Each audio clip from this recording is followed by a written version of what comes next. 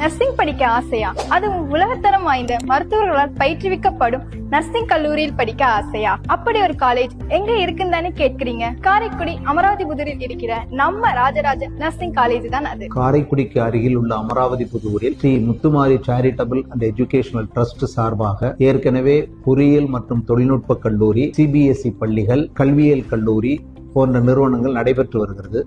இதனைத் தொடர்ந்து இந்த வருடம் ஸ்ரீ ராஜராஜன் நர்சிங் கல்லூரி ஆரம்பித்துள்ளோம். இந்த கல்லூரியில் பிஎஸ்சி நர்சிங் கோர்ஸ் நடத்துகிறோம். இந்த கல்லூரியை தொடங்குவதற்காக அனைத்து விதமான வசதிகளையும் செய்து கொடுத்திருக்கிறோம்.